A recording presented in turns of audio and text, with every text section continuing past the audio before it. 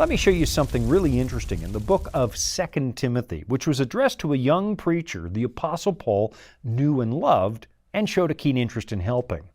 He's talking about the suffering that he's had to endure as a missionary and a preacher. Suffering that Paul expected because the world he preached in is at odds with God. And anybody who picks up the cause of Christ is bound to experience a little friction.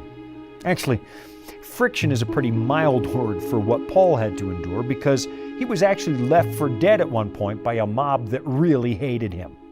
So now listen to what he wrote because I find this very interesting. He says, "Therefore, do not be ashamed of the testimony about our Lord, nor of me his prisoner, but share in suffering for the gospel by the power of God, who saved us and called us to a holy calling, not because of our works, but because of his own purpose and grace,